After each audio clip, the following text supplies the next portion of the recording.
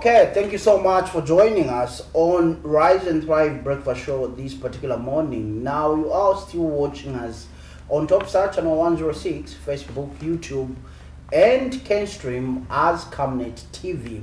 Now, like I said, that I will be joined by my guests coming from the opposition Socialist Party led by Comrade President Fred Membe. Now, seated on my far left is Mr. Bartholomew Phiri. He is the Socialist Party National Youth League Secretary and for Lusaka Province, that is. And seated on my immediate left is Ms. Nancy Busiku Mpongo. She is the National Training Coordinator for the Socialist Party Youth League. Gentlemen and lady, good to see you and welcome. Thank you so much. It's good to see you too. Okay, fantastic. Let's get into it. Like they say, ladies first, and straight away we go to the lady. Now, just tell us, as a national coordinator, what you do. Like you said, I'm the national training coordinator for the youth wing. Okay. And for it is known that our political party is an ideological based political party.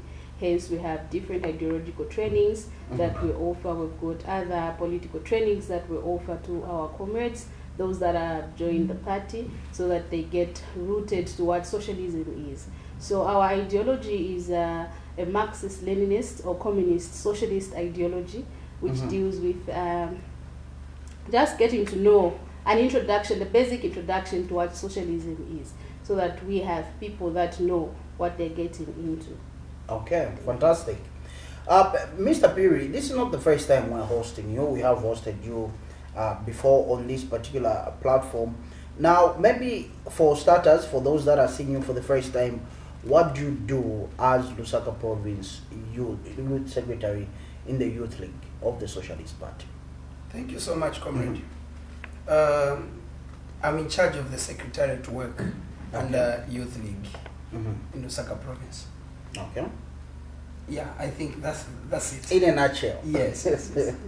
Okay, for the viewers out there, you can come through and call us and be part of this particular discussion. Now, coming to you, Ms. Busiku Mpongo, let me find out from you. Let's look at the role of a youth in Socialist Party. We have seen the Socialist to be pushing the socialist agenda, which has been, which is not too common in Zambian politics. So let's find out, what's the role of a youth in the Socialist Party? Okay, first and foremost, I'll start off identifying who a youth is. Okay. Then we get back to what the role of a youth in a socialist movement or a socialist state should look like.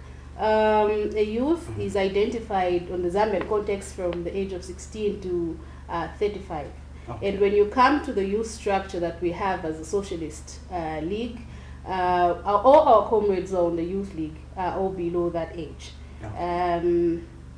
The youngest should be 22 years old, who is actually my deputy as a training coordinator. Okay. And we all know that the youth are at the helm of the revolution, and we are the core for change.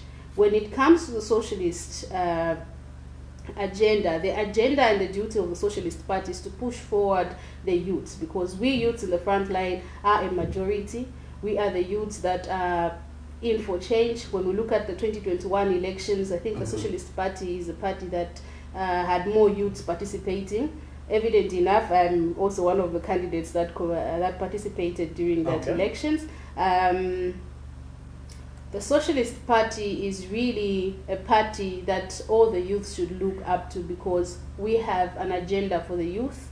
We have all leaders who are youths that are pushing forward to see that there is change, because the youth in Zambia are taken to be people that they should put in the forefront for violence, people that should actually, we are undermined, let me say so. But in a socialist state, we are the people that should be put in the front line to push the agenda for change. Yeah. Okay. Let me come to you, Mr. Phiri. She has laid the foundation talking about the youth. But I want you to go a step further. Let's add the women as well and when it comes to community empowerment. You are coming from a community yourself, and you see these things happening. Let's look at the youth, women, and community empowerment. Mr. Phiri. All right, thank you so much, comrade. Mm-hmm. Talking of the youth, women empowerment in our communities, I think we haven't done much as a country. Okay. That's why the Socialist Party says that if we are to empower the young people, the women also, first and foremost, we need to look at are they involved in leadership positions? Are they involved in key decision-making positions? I think that's what is key, and that's what is cardinal. If at all the young people, the women are not involved in this position, then it means we are not doing much in terms of empowerment. Okay. So it's not just an empowerment that should be based on, giving them grants and whatever we can talk about, or maybe skills, but also let's get them, involved in a key decision-making position. I think that's the best way to go. Okay. Okay, coming to you, our lady here, let me find out from you. We have heard, we have seen Comrade President Fred Membe. We've known him since the days when he was a journalist. He is still a journalist because journalists never retire. But let me find out from you, why should the Zambian people, the youth in particular, trust the Socialist Party, its young leaders, and also Comrade President Fred Membe? Why should the Zambian people trust him and the Socialist Party, including the two of you? Okay. When you come to the context of what socialism is all about, I think I'll explain the basics in it so that we just get to where we are now. Okay, let's get to the basics. Yes. Socialism is an ideological program or project which has its pillars, which is justice, equity, and peace.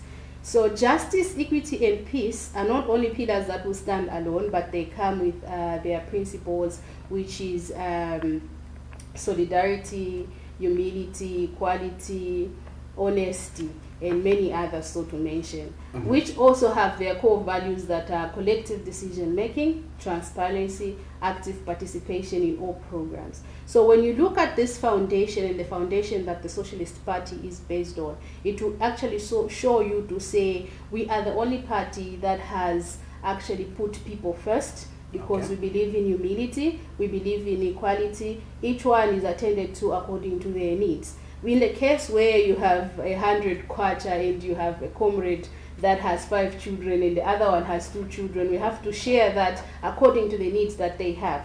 We do not believe in the issue of equity. It is dependent on some certain situations. So when you trust us and put us into government come next year, 2026, and put Dr. Fred Membe and its youth league leaders or women's league leaders into power, believe you me, you have a society that will have a just, equal, and fair, humane society.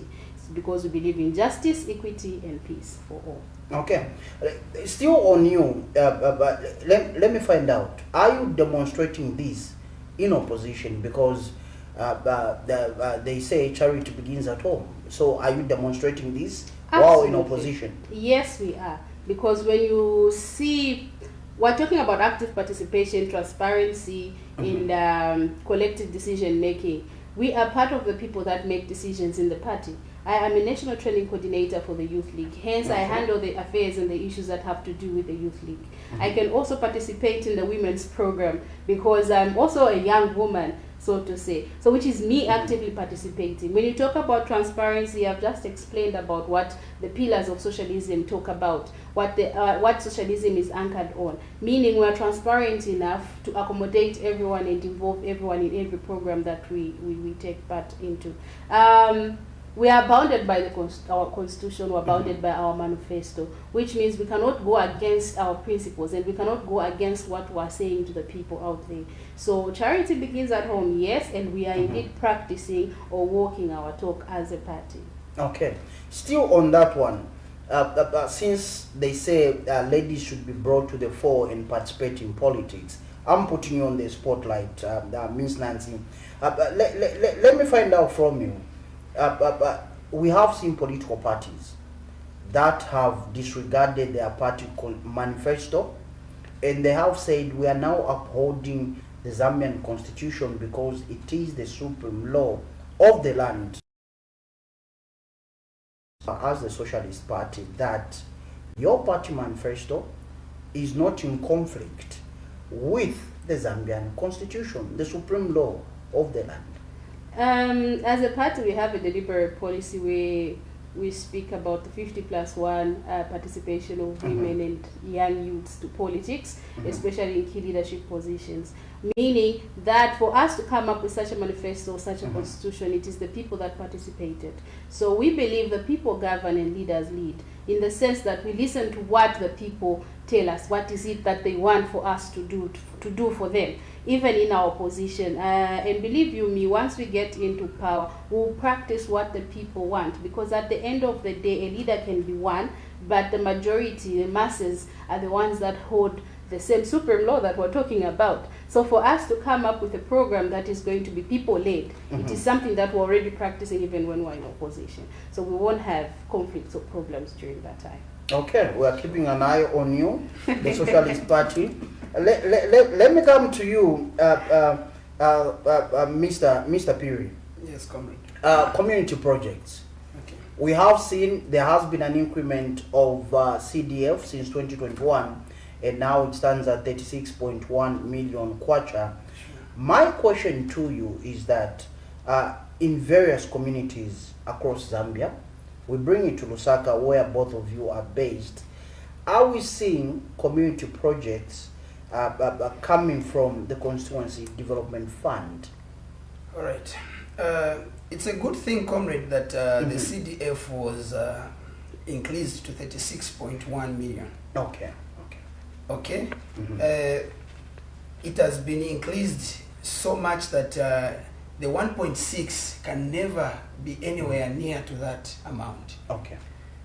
But so far, you and I believe that the UPND have got that hunger of commissioning projects. If at all there are projects that they have done, possibly by now we would have seen them commissioning. The only things that we have seen, we saw the president commissioning a borehole in Mandevu constituency. And it was in all 8 constituencies of Lusaka district. We have also seen and heard about the toilets that have been constructed from the CDF. So if at all there are any projects that they have undertaken, I think by now we would have seen it. But truth is that there is no project anywhere that we have seen so far. Okay.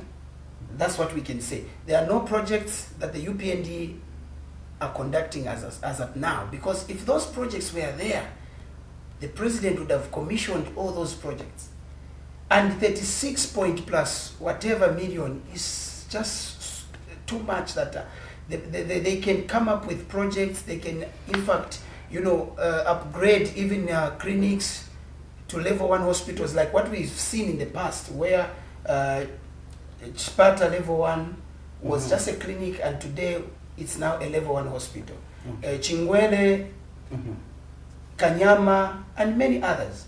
So the issue of CDF, it carries a 60% out of 100% CDF allocation.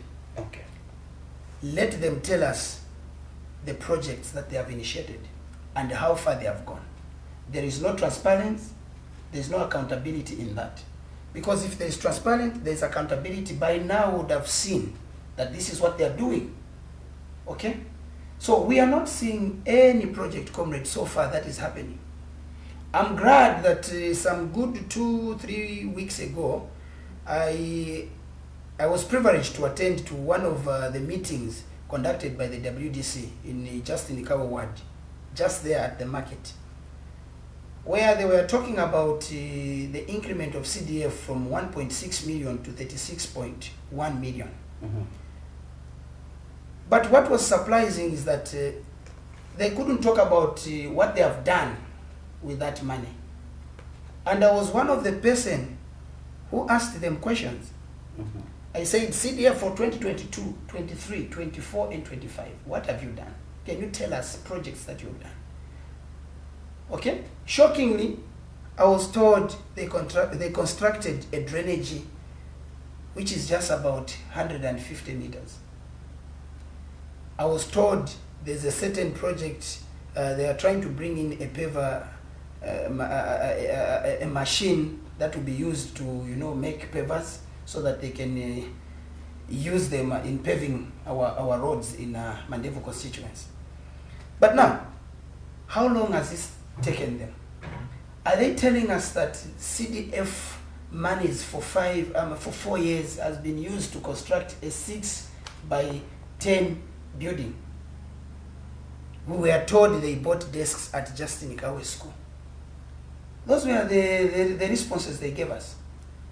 Surely, comrade, can we say we are developing as a nation if that amount of money can be given to a constituency and only 3 items, the desks they bought, the drainage that was constructed, and as well as the same 6 by 10 building which they are building, which is not even functioning even up to date for 4 years. But the UPND have told you that they've achieved 90% of the promises they made to the Zambian people based on their 10-point plan. The videos are there. I'm not making wild allegations. And Mr. Jito Kayumba, in a video clip that went viral on State House premises, saying that they have achieved 90% of their campaign promises. Is this 90% visible in Mandevu constituency? Let me get it from you. You seem to be a man that is on the ground. You are even attending town hall meetings. Let me find out from you. Is the 90% visible? Thank you so much, comrade. I'm glad that you talked about the 10-point plan of the UPND. I think let's rate them from their 10-point plan. Okay. I have it here. Okay. I can just go through it a little bit, and then let's get to see what they have achieved from it. Okay. Okay. So the first thing is create jobs and business opportunities. Okay. The question is, have the UPND government created employments? The issue of civil service, comrade, it shouldn't be something whereby the UPND should even beat their chest to say they have done much. You only recruit according to the capacity that is needed at that time. Every successive government has done that before. Civil servants have been employed. The UPND are not the first ones. Okay, so the recruitment of civil servants is not job creation, not at all, not anywhere nearby. Let them tell us how many industries that they have put in place. If you manage to bring in even a single industry, it means you have created jobs. If they created jobs, this is from their 10-point plan.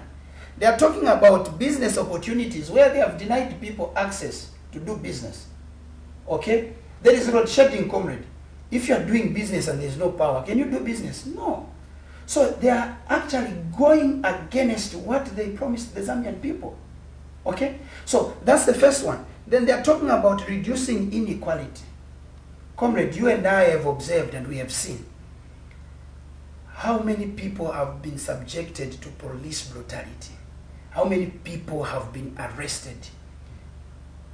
Can we single out one person from the UPND who has been treated in the same manner they are treating their opponents? It's not working.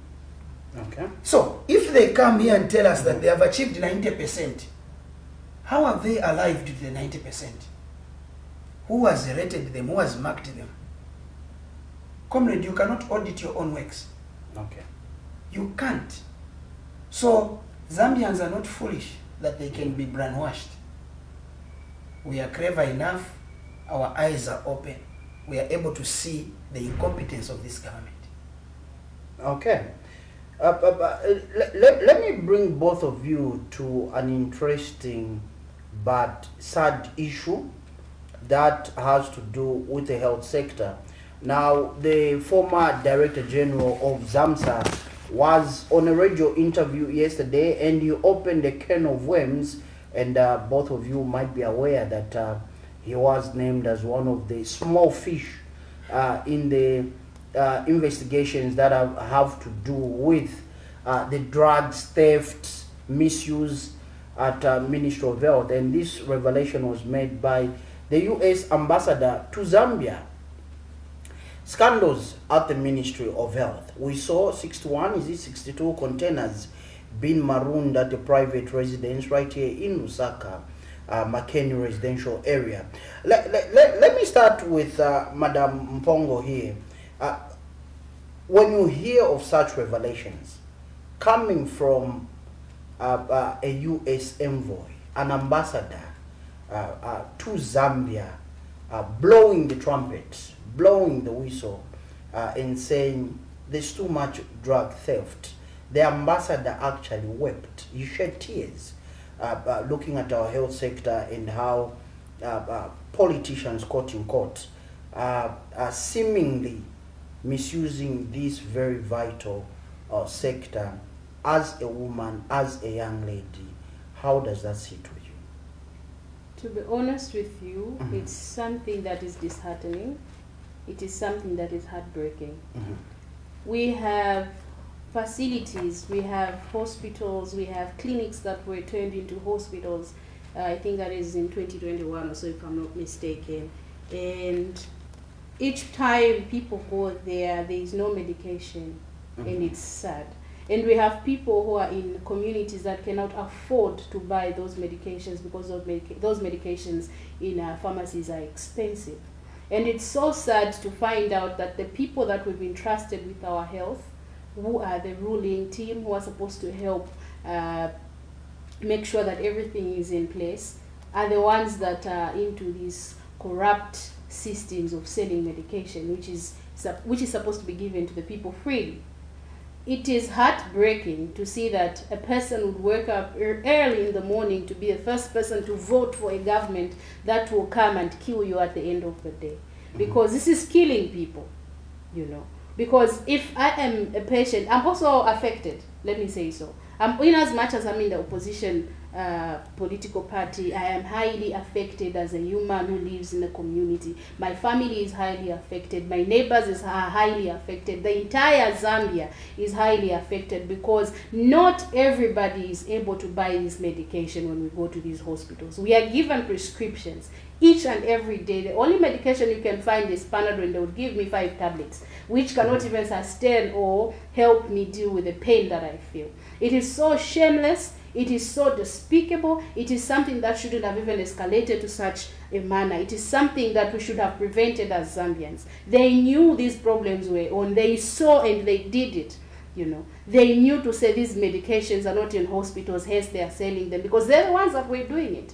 It's so sad that it's now out there in the public, because it is difficult for other people, foreign entities, to come and entrust us with anything.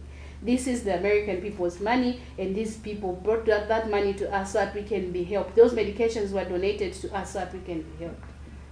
Okay. Mr. Phiri, let me come to you. This revelation coming from a U.S. envoy, a foreign dignitary. And now, in the news diggers today, we have the British envoy saying, despite GDP growth, poverty is still very high. Yesterday, the vice president was caught in a clip which has gone viral, where she was saying that you can vote out the UPND, you still remain poor. You are young politicians. I want to find out from you the whole essence of the Zambians voting for a political party to govern or run the affairs of the country is to better their lives. Sure. Now, if such statements are coming to say, even if you vote out a political party, you still remain poor, then the question is, what was the point of voting you in the first place? Number one. Number two, a British envoy says GDP growth despite GDP growth, the country, the poverty levels are still high. On the other hand, you have the US ambassador who has revealed drug theft. Coupled with all these challenges, how do you make of these unfortunate incidents that are happening in our governance system, Mr. Phiri? The examples I've given, they are very confusing, but they need to be discussed. Sure. Thank you so much, comrade.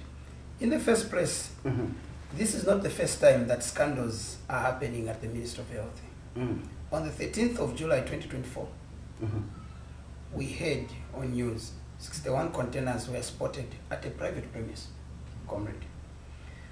This was involving a consignment of medical supplies worth $65 million US. Secondly, on 26th November 2024, there were issues of $13 million US ambulance scandal at the Ministry of Health. Today, we are now talking about the liberation that was just made recently by the US Ambassador Michael Ganzel. Then the Vice President now says, even if you vote us out, you still remain poor. That's the arrogance, comrade, with the UPND. They were voted into office as a solution to the suffering masses. What have they done? They have given us protracted hunger. They have exacerbated the living material condition of our people. Do we need them in 2026? No, we don't. They are a burden. They are a burden to us. Okay. And what is surprising is that the UPND have not been a solution. If the UPND were a solution, by now they were not going to be telling us about the mistakes we saw in the previous regime. Okay. The reason why we changed is because we saw the mistakes the previous regime were doing. Now, we voted in the UPND to come and solve these problems that we are facing today. Have they done it? No. What have they done? They have wasted everything. You know, just to chip in a little bit, I think the UPND are sweet talkers. They were sweet talkers before they got into power, and they did not have a vision for a better Zambia. Okay. What they did, this is me speaking from the experience that I have and from what I have seen in the complaints that are out there. Okay. They copied and pasted each and every person's manifesto and each and every person's promise that was put across. So meaning they did not have the actual work or actual way to deal with the problems that we Zambians are facing. That is the difference between the UPND or a capitalist government and the socialist government. First and foremost, on the issues of the CDF that the comrade alluded to earlier on, is that the difference between them and when you put the Socialist Party into power is that we first educate a woman. Because you cannot just entrust people with these grants, these soft loans, and then expect them to actually come out good in the businesses that they do. What we as a Socialist Party are doing now, it shows that even if we were to be entrusted today with the power, with the authority to govern the country, believe you me, the statement that the leadership of the UPND said yesterday to say we'll still remain in poverty even if we were to vote them out, that is a lie. We will only remain in poverty if we keep maintaining them, because it has shown that they do not have a vision for progress. They do not have a vision for a better Zambia. Let them step down. If they can even resign, it would even be better for us, because it would not waste us time for us to put in the Socialist Party. I think that's what I can say. In the same vein, comrade. As we begin to wind up, comrade, yes? All right, thank you. In the same vein, comrade, the only people that have made Zambians poor and more poor is the UPND. Okay. Zambian people were able to purchase a 25 bag of meal monthly. Today, people are going for pameras. Who has made them to buy pameras? It's the UPND. The president was going around the whole country with pameras and masalad in sachets, saying this will be the thing of the past once you vote me into office. What have they done? Nothing, comrade. So, we cannot remain poor. We can only remain poor if this government continues. In fact, the president was even pleading with the Zambian people to say, give us a second term and we'll better the economy. Okay. Comrade, you can't better the economy if you failed in 4 years. The UPND have done nothing in 4 years. So the entire term, 5 years, is nothing. How do we expect a failed government to better our lives? They are the ones that have subjected us into this massive poverty that we are living in today. We do not need the UPND anymore. What we need is a government that has a heart for the people. A government that pushes the agenda of the nation first, not individualism, comrade. Okay. As we conclude, the largest constituency is watching the Zambian people. Let me begin with you, Ms. Nancy Busiku Mpongo. As we go, what's your message to the Zambian people? As I go, my message to the Zambian people is that you're welcome to the Socialist Party. We are a home for everyone. We are a home for every Zambian. We hold the hearts of the people to our doorsteps. You're welcome. Let's vote in Reprimand 2026 as the president to rule the entire country and help us. Actually, we will govern together this Zambia. The UPND have failed together with its leadership, and there is no room for them in 2026. If they could step down even today, I as a youth with a mandate for a better Zambia would say, please, mwabombeni sereni komkwai, lekenwa Socialist Party bese bateke pantu, tulefo kubombele misepera, vana mayo na vantu bonse mucharo chesu cha Zambia. Thank you. Okay. Mr. Phiri? Thank you, comrade. We need a government, comrade, that has a heart for the people, Okay. the Zambian people. Capitalism has failed us, and it's now time to work with the Socialist Party. Dr. Freddie Membe and many other senior party leaders are not doing it for themselves. They are doing it for us, the younger generation.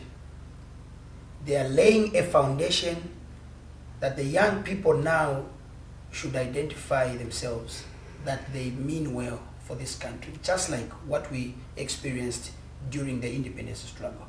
In other ways, what Dr. Freddie Membe is doing today is trying to show the young people that regardless of your age, you can still do it. Okay. You are not leaders of tomorrow, but you are leaders of today.